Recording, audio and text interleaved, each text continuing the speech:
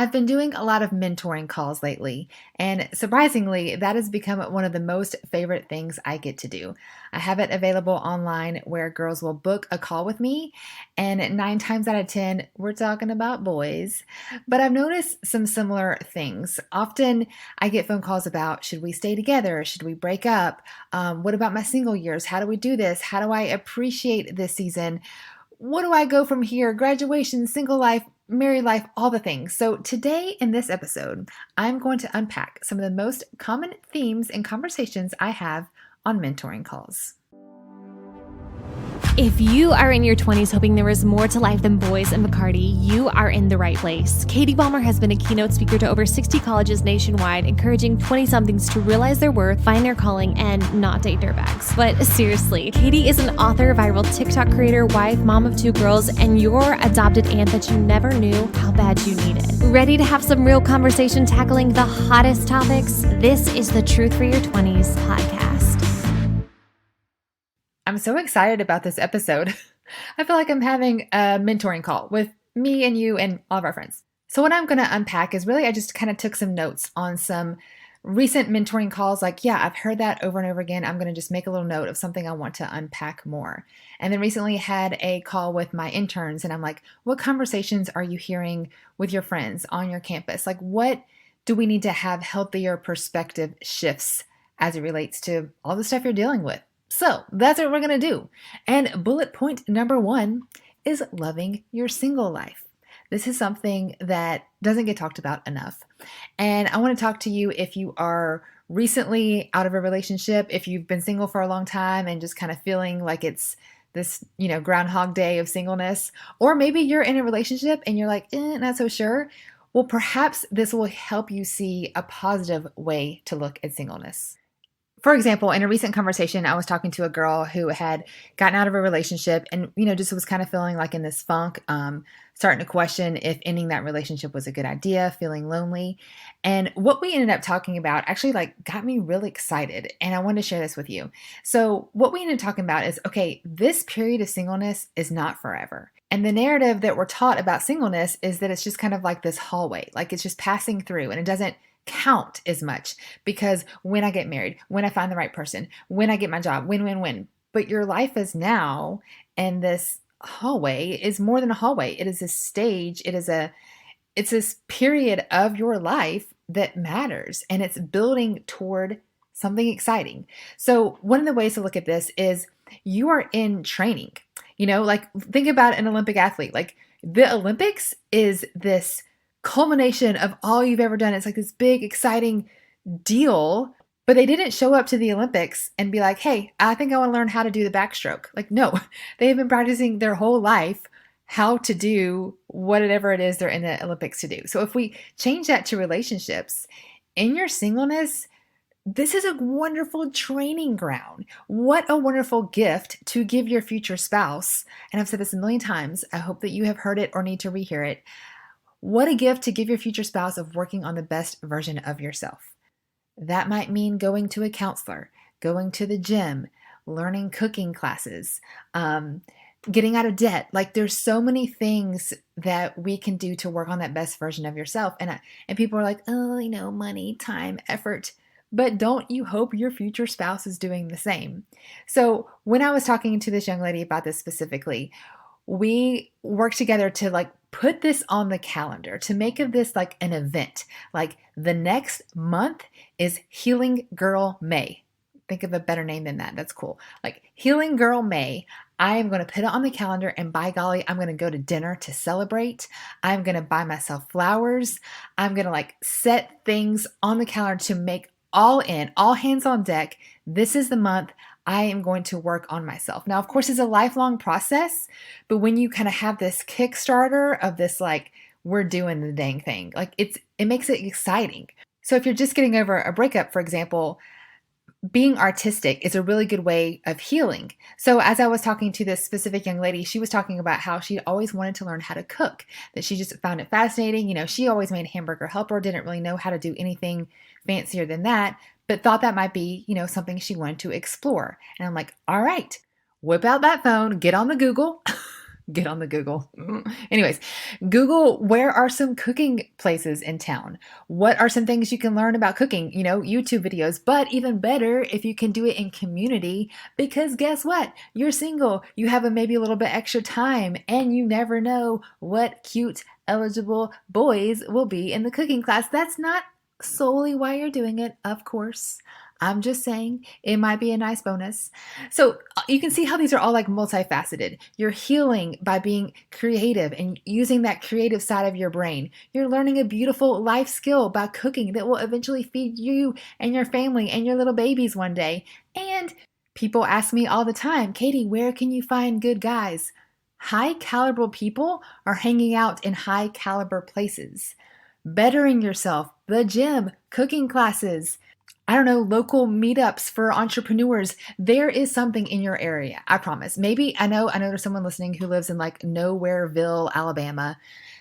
It might be harder, but if you even Zoom, I had a friend who in the height of the pandemic, her goal was a single young lady. Her goal was to meet 500 people a year in the height of a global pandemic.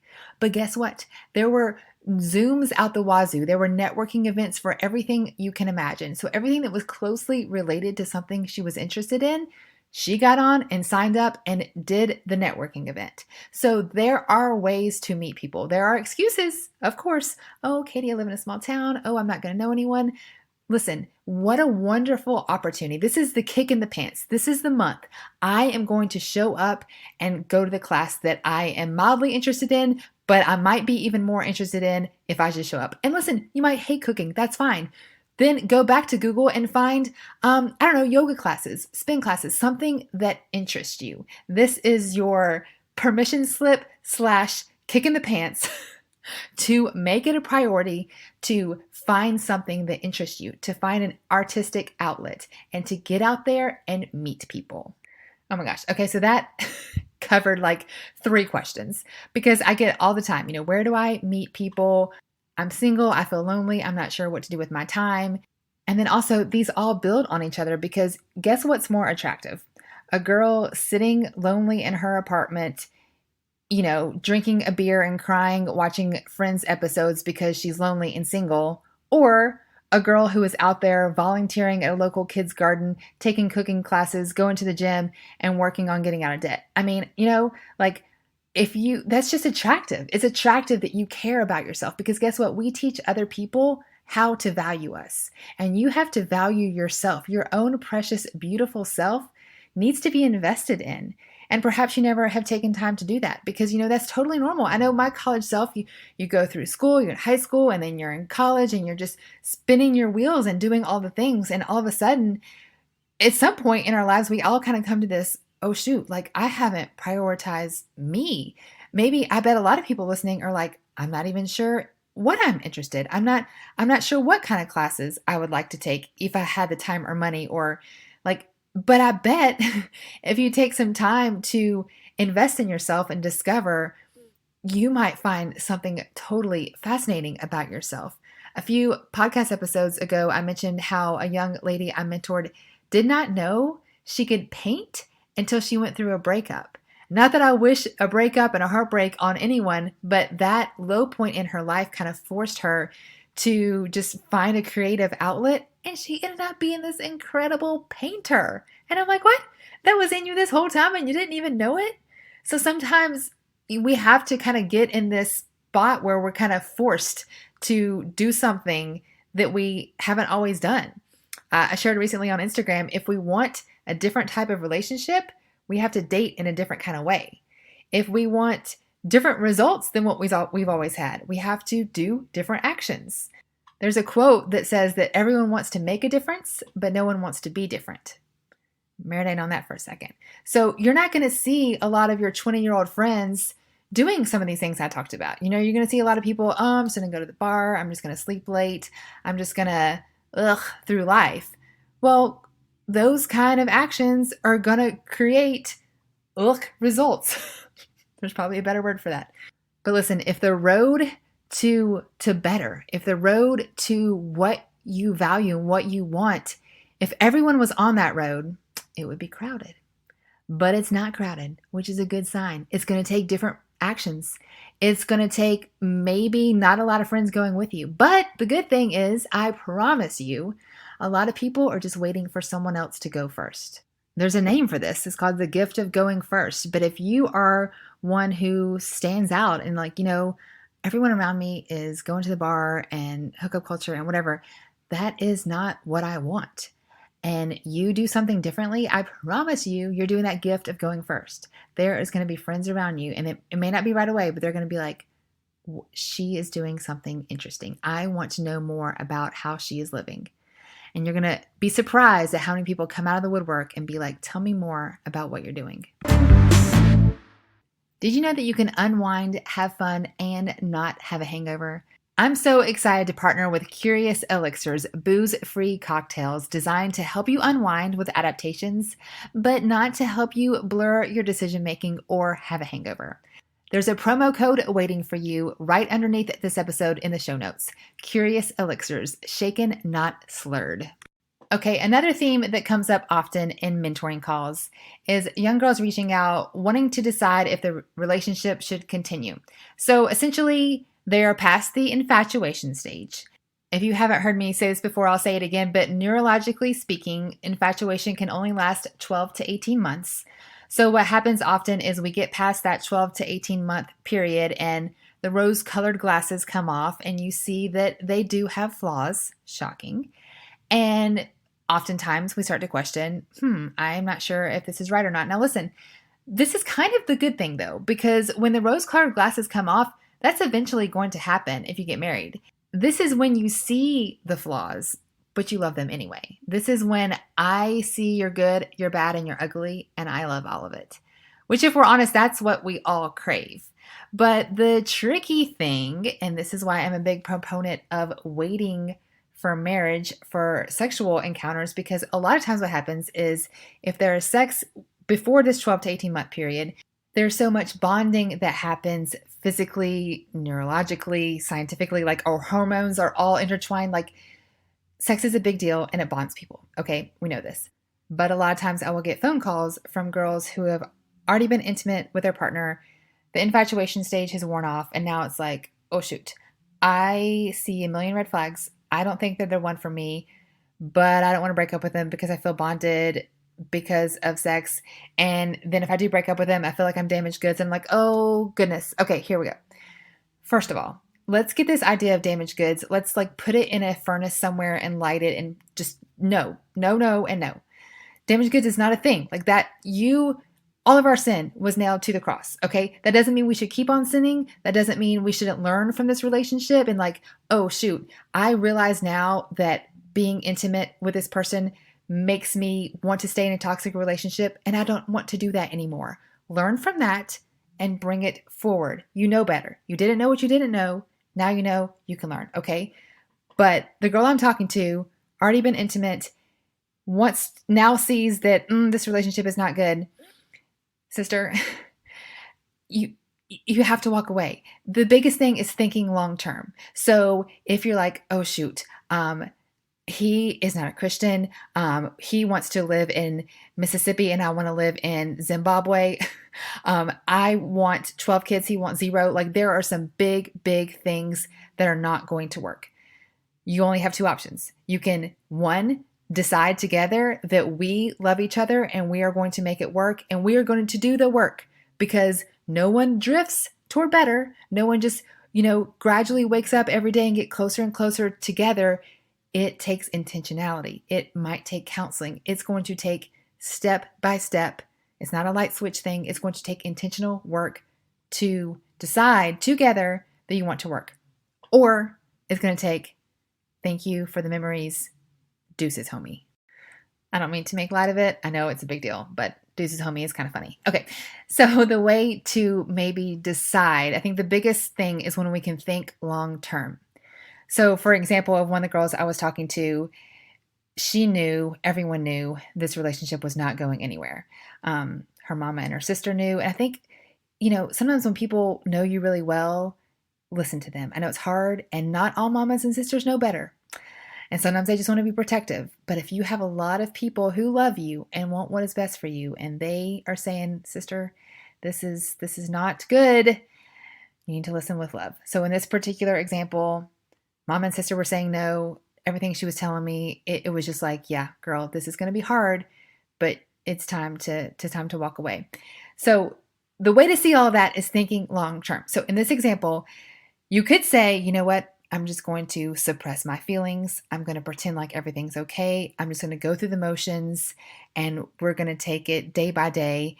And eventually, that would mean probably marriage. Like they were talking about marriage, marriage and having children and living where she didn't want to live and doing what she didn't want to do and ultimately being married to someone that she knew was not her best yes. So that option would mean an eventual, even worse breakup, even messier, even more heartache, even, joint custody and just, like so much pain. Or it sucks right now. It's going to be a painful either way. But right now, we're not married. We don't have kids. It's going to be painful, but I'm going to end this now and do both of us a favor, both of us a service by pulling off that Band-Aid and allowing healing to take place sooner rather than later. In another conversation I was having, it's always long term. When you can think long term, it just helps put stuff in more perspective. This was a couple with very different ideas of faith. In one conversation, it was a girl in a 1.5-year relationship, and she was like, faith is really important to me, but my boyfriend is an atheist. Now, first of all, I have to say, and I said this with love, I'm like, my friend, if faith is very important to you, then why are you in a 1.5-year long relationship with an atheist? At that point, it is not, you can't blame him. It's not like, how dare you not be strong in your faith because you never communicated that mattered to you. And so, and that's actually come up more than once too. And so in that example, I would come at it like almost apologetically, like, hey, I haven't communicated that this matters to me. I haven't gone to church myself. I haven't opened my Bible. I haven't done anything personally to grow. But as I'm thinking more long term, I want to raise my children in the church. I want to not just go to heaven when I die. I want to live on this earth a faith-filled, relationship-filled, not religion, a relationship-filled life with Jesus. And I haven't been doing that. And that's my fault. And I apologize for not making that a priority. But, just convictions in my life and changes. This is where I'm headed. And I would love for you to go with me. But I understand that this is new to you. But I want to go to church. I want to be involved in a small group, like whatever those steps that you are taking. And I would start there. Hopefully, ideally, he's like, okay, interesting. I would like to come with you and you can grow together in your faith, but not always. And especially if you've had a 1.5-year long relationship and faith has never come up once, you can't expect like him to be, oh, I want to be the spiritual leader of our family and baptize our children. Like this is all new to him too. And he can't be faulted for that, but just thinking long term, and that's going to be a gradual thing. So if he's open to y'all growing together, awesome. But if not, you got to think about where is this eventually going to end up? We're all on paths and those paths lead somewhere. I mean, this is not complicated when it comes to directions. If I want to go to Canada, I need to drive north. But when it comes to our lives, like if I want to have a faith-filled marriage, if I want to grow as a Christian, if I want to raise my children in the church, that's a path. And there are steps on that path, and those paths lead somewhere. If I want to be able to do 5 pull-ups, I need to practice by trying to do 1 and then 2 and then maybe 2.5. Like it is a path and there are steps. This is a principle. There's a book called The Principle of the Path. But it's somehow mind-blowing when it comes to dating or bettering ourselves. But these are all paths. So think what's the path that you're on and where is it headed? Nothing is beyond work. Nothing is beyond a shift in direction, a fork in the road. But if you are just talking about yourself, great. You can change directions anytime, every day. I preach that all the time. You made decisions in the past you weren't proud of. There is a fork in the road tomorrow. You can make a turn. But when you're in a relationship, especially as it relates to faith, which is something that you have to be on the same page with, that takes both of you. That takes both of you. Hey, we have been living this way, but I apologize. I did not make it important to me that I want to go this way instead. This is important to me. This is the direction I want to head. I would love for you to come with me. And then taking steps in the direction you want to go. Something else I find myself saying on almost every mentoring call is tell yourself what is true. I hear so often girls call me, maybe they're going through a breakup, they're not sure what to do next, they're at low self-worth or whatever it is. I'm like, listen, I hear a lot of negative self-talk, a lot of, well, he said this or she said that has gotten under your skin and into your brain. I'm like, whoa, whoa, whoa. You're going to let Brandon decide your worth? You're going to let like some random internet person, you're going to let a friend from high school that you don't even talk to anymore, like they don't have that type of power over you. So it's taking those lies captive. It's like, they come in and you literally picture yourself grabbing, wait, I know that is a lie. A lie is not truth. It is, why would I let that have any real estate space in my brain? So I'm going to grab that lie and replace it with truth. Example, this guy broke up with me. He made me feel unworthy. Is he the definer of my worth? No. A lot of times I recommend girls to go to Ephesians 2 and start highlighting all the things that God says you are. It is a chapter just full of you are righteous, you are redeemed, you are worthy, you are bought with a price, you are worth a sacrifice, like all of these things over and over again about who you are. And understanding who the creator of the universe says you are over Brandon. No offense, Brandon. I don't know who you are. It's fine. But there's some guy who totally like blow to the ego, really hurt your feelings, just totally left you feeling self-worth questions, to say the least. He doesn't get to define your worth. Like, he might have been a great guy. Cool. Congratulations. He still did not raise from the dead or create the whole universe. So there. So Ephesians 2 with a highlighter, you can do it on your Bible app and just like click on it and highlight those verses. Might be a really helpful way to tell yourself what is true. Another thing I often recommend to girls is write a letter to yourself. I'm sure I've said this at least once or twice on a podcast episode, but you have to be your best cheerleader. So for example, dear Megan, I know this has been a hard year. Like, this is Megan writing a letter to herself. So I'm Megan, and I'm writing a letter to myself. Dear Megan, I know this has been a really hard year. You didn't get the job you thought you would get. The pandemic has altered a lot of things that you thought would be. You and that guy that you thought would be forever broke up. And it has been a hard year, but I am so proud of you because you are deciding who you are. You are deciding what matters to you. You showed up to that networking event. You signed up for cooking classes. You did the dang thing. You are growing out of your comfort zone. There's beautiful things on the horizon for you. I'm so proud of you. Like, just write a hype letter to yourself, because if you don't, who will? Like, this is on you now. This is why I love the 20-somethings, because your mama or your grandma or your sister, that they did that while you're growing up. At least I hope so, and kind of hyped you up. But at some point, you're a grown up, and this is kind of on you now to be like, I need to tell myself what is true, and I need to encourage myself. I need to be in my corner, like in my cheering section. I am proud of you, myself. Look in the mirror, write little notes around your face and sticky notes. Like, you did the dang thing. You showed up. It was hard, but you did it. I'm so proud of you. I see growth. Look at you a year ago versus look at you now. And look, even for the forecast in the future, what I see in the future is you're on this path to incredible things. Like, by next year, you're going to have strong arms. You're going to have a healthier mind. You're going to be debt free. I don't know, whatever it is, because you're on a path, and those paths lead somewhere, and you are doing the dang thing, taking steps in the right direction. I read this book, and I can link it in the show notes, by Andy Stanley. It's called Better Decisions, Fewer Regrets. And if I had to boil it down, essentially, he's just asking, what story do you want to tell? And I love that, because especially for you guys, my 20-something friends, like, the pen is in your hand right now. You are writing your dating story. You are writing your college story. You're writing your first job story. And I realize there are so many things that are not completely in our control, but our reactions are. And while there might be hard things, we get to choose our reaction. We get to choose how we show up. And the pen is in your hand. You get to write the story. And listen, I don't want you to be like, oh, shoot, my story is just, it's not good. Actually, think about all the stories that you love. There were some not good parts, right? But what an exciting and empowering idea to know that the next chapter, the pen is in your hand. You get to write the next chapter. And don't think about the next 30 chapters. Think about the next sentence, the next page. You don't have to be able to see the whole journey. You just have to be able to see the next step.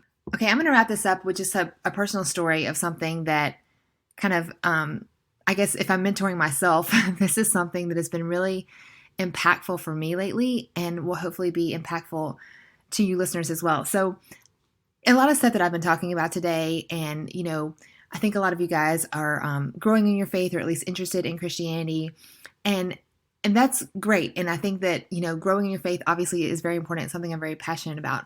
But something that has really struck me, I guess you could say lately. So I listened to another podcast called Walk in Love, and she kind of begged the question is, what if Jesus lived in our house? And first of all, I know you're going to be like what? But just as a friend, as a helper, as a mentor, what if he was just literally visiting, coming through, and I'm like, oh, you need a place to stay for a weekend? Like, of course I would open up my home. And the first thought is often like, oh, I have to have it cleaned up and I have to be on my best behavior. And I don't think that is what God wants you. He wants your messy, your imperfect, like you, as a good and loving father. Like, I already know all the flaws he's thinking. He wants to just know us. And that idea has been marinating in my brain lately. Sorry, I'm getting emotional. And so I like to go on walks. It's just my jam. I like to go on neighborhood walks. It just, I don't know, clears my head. It's something I like to do. And a lot of times I'll listen to music or podcasts, and I'll prayer walk a lot. That's something I like to do. But with this in my brain, I just imagined going on a walk with Jesus, like as if I am walking with a friend. I put my earbuds in so I didn't seem like a psychopath, but I was just having conversation as I am with you guys right now. And it has been very powerful, impactful, life-changing. And I just wanted to share that because I've just noticed already the impact that is made as I've done this just a few times. And just invite you, maybe on your regular practice, maybe you have a long commute. What would it look like if you, just for 10 minutes at the beginning or end of your commute, like turning off the music and just imagine like Jesus is in the passenger seat, just inviting him as a friend, as a mentor, as a good and loving father. Like what would it look like just to invite him just to be part of your day, or going a walk, or putting on your makeup together. I mean, Jesus probably doesn't wear makeup. You know what I mean? Like him being invited into your space, into something you're already doing.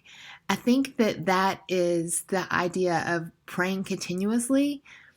I don't know that I've ever really done that, praying continuously, but when I shift the perspective, and he's there anyway, right? He's there anyway if we think about the Holy Spirit being there.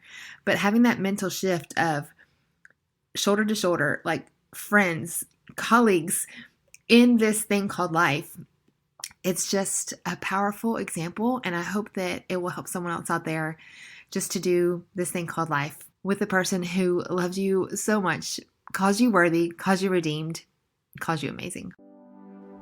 Hey, if this episode was helpful or you benefited from it, I would love your support.